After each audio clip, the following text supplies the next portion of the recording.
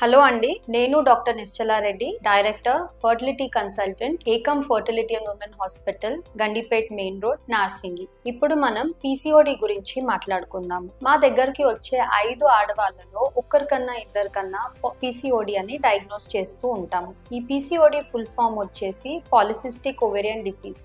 దీన్ని మనం తెలుగులో చాలా మంది నీటి బుడగలు అని కూడా అంటుంటారు. ఇది ఒక సిండ్రోమ్. దీంట్లో మనకు మెయిన్లీ ఎగ్ అనేది రిలీజ్ అవ్వకపోవడము మరియు బాడీలో హార్మోనల్ ఇంబ్యాలెన్స్ అనేది జరుగుతుంది. మనం పీసీఓడి అని ఎవరిని డయాగ్నోస్ చేస్తాం? ఈ 3 కండిషన్స్ లో ఏవన్నా 2 ఉంటే వాళ్ళను మనం పీసీఓడి అని డయాగ్నోస్ చేయొచ్చు. ఫస్ట్ వచ్చేసి ఇరెగ్యులర్ పీరియడ్స్, నెలసరి సరిగ్గా రాకపోవడము, నెల మిస్ అయ్యి 1 నెలన్నర, 2 నెలలు, 3 నెలలకు రావడం, లేదా తొందరగా పీరియడ్ రావడం, వీటిని ఇరెగ్యులర్ పీరియడ్స్ అంటాం. సెకండ్ వచ్చేసి మేల్ హార్మోన్ లెవెల్స్ ఎక్కువ ఉండడం వల్ల బాడీలో వాళ్ళకు పింపుల్స్, మొటిమలు ఎక్కువ రావడం, ముఖం మీద జుట్టు ఎక్కువ రావడము, మెడ వెనకాల నల్లగా అయిపోవడము, డిస్కలరేషన్ కావడం, ఉబ్బకాయము, బరువు పెరిగిపోవడము, ఇవన్నీ మేల్ హార్మోన్స్ ఎక్కువ ఉండడం వల్ల చూస్తుంటాం. ఇది సెకండ్ ఫ్యాక్టర్. థర్డ్ వచ్చేసి స్కాన్ లో మనకు అండాశయాలలో నీటి బుడగలు కనిపించడం.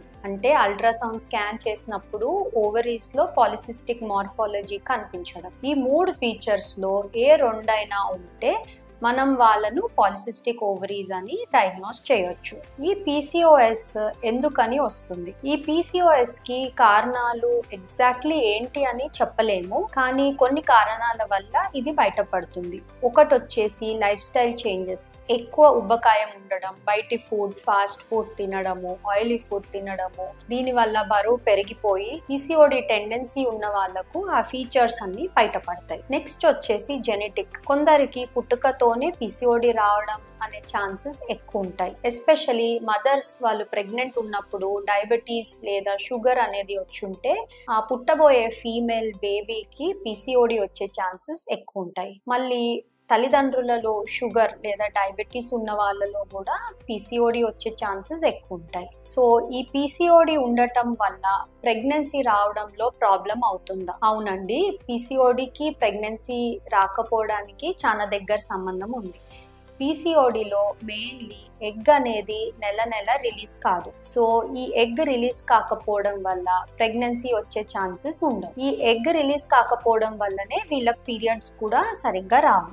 సో మనము పీసీఓడి వాళ్ళకు ప్రెగ్నెన్సీ రావట్లేదు అని వచ్చిన వాళ్ళకు ఏం ట్రీట్మెంట్ చెప్పొచ్చు? అందరికీ ఐవీఎఫ్ చెప్తామా? లేదు. ఫస్ట్ వచ్చేసి వాళ్ళలో ఇంకేమన్నా రిస్క్ ఫ్యాక్టర్స్ ఉన్నాయా, డయాబెటీస్ ఉందా, ఇన్సులిన్ రెసిస్టెన్స్ ఉందా, ఇవన్నీ చూసుకొని, ఉబ్బకాయం ఉందా చూసుకొని, ఇవన్నీ కంట్రోల్లో పెడుతూ ఫస్ట్ థింగ్ మనం లైఫ్ స్టైల్ చేంజెస్. ఒకటి, బరువు తగ్గడం. అట్లీస్ట్ 10% అయినా బాడీ వెయిట్ తగ్గగలిగితే అది వాళ్ళ పీరియడ్స్ రెగ్యులరైజ్ చేయడానికి, ఎగ్ నెల రిలీజ్ కావడానికి చాలా హెల్ప్ చేస్తుంది. బయట ఫుడ్ తినకపోవడము, ఆయిలీ ఫుడ్ తగ్గించడము, షుగర్స్, కార్బోహైడ్రేట్స్ తగ్గించడము, మళ్ళీ హై ప్రోటీన్ డయట్, ప్రోటీన్ లో కూడా లీన్ మీట్, గుడ్ ప్రోటీన్ తీసుకోవడము, ఇవన్నీ ఫాలో కావాలి. నెక్స్ట్ ఎక్సర్సైజ్ అనేది చేయాలి. ఖచ్చితంగా ఎవ్రీ డే లేదా every alternate day 1/2 to 1 hour exercise చేసి బరువు తగ్గాలి. ఇదే ఫస్ట్ లైన్ ఆఫ్ ట్రీట్మెంట్.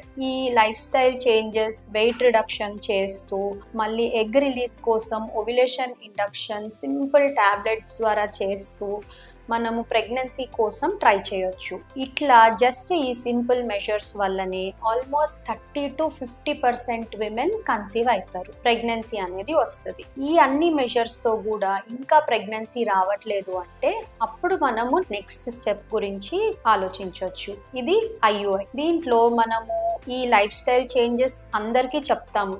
దీంతో పాటు ఓవ్యులేషన్ ఇండక్షన్ చేస్తూ ఐయుఐ అనేది చేయొచ్చు. దీంతో ఛాన్సెస్ అనేటివి ఇంకా కొంచెం ఇంక్రీజ్ అవుతాయి. ఐయుఐలో కూడా ప్రెగ్నెన్సీ రాలేదు అంటే అప్పుడు మనం లాస్ట్ ఆప్షన్ గా ఐవీఎఫ్ లేదా ఐసిఎస్ఐ అనేది పీసీఓడి పేషెంట్స్ కి అడ్వైస్ చేస్తాము.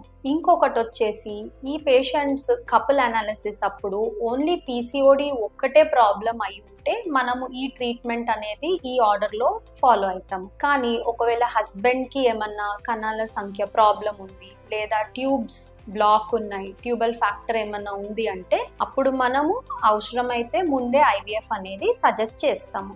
సో పీసీఓడి ఉన్న వాళ్ళు మేము కన్సీవ్ కాము అని పెద్ద భయపడాల్సిన అవసరం లేదు. పీసీఓడి పేషెంట్స్ ఈ చిన్న లైఫ్ స్టైల్ చేంజెస్ తోని, వెయిట్ లాస్ తోని, ఓవ్యులేషన్ ఇండక్షన్ తోని మెజారిటీ కన్సీవ్ అవుతారు, ప్రెగ్నెన్సీ కూడా వస్తుంది. రాని వాళ్లకు ఐయుఐ లేదా ఐవీఎఫ్ లో డెఫినెట్లీ ప్రెగ్నెన్సీ వస్తుంది. మా దగ్గరికి పీసీఓడి పేషెంట్స్ వచ్చినప్పుడు ఇది పెద్ద డిసీజ్ అని ఎప్పుడు భయపడం. ఇన్ఫ్యాక్ట్ వేరే ఫ్యాక్టర్స్ కి కంపేర్ చేస్తే పీసీఓడి ఉన్న పేషెంట్స్ దీనివల్లనే ప్రెగ్నెన్సీ రావట్లేదు, పీసీఓడి వల్లనే అనే పేషెంట్స్లో ప్రెగ్నెన్సీ వచ్చే ఛాన్సెస్ వేరే ఫ్యాక్టర్స్ కన్నా ఇంకా ఎక్కువ ఉంటాయి. సో పీసీఓడి ఉన్న వాళ్ళు టెన్షన్ పడకుండా correct diet, correct life style follow అవుతూ డాక్టర్ని కన్సల్ట్ అయ్యి ఏ ట్రీట్మెంట్ తోని స్టార్ట్ చేయాలి అనేది తెలుసుకొని దీన్ని ఫాలో అయితే తప్పకుండా కన్సీవ్ అయ్యే ఛాన్సెస్ ఉంటాయి. నమస్తే.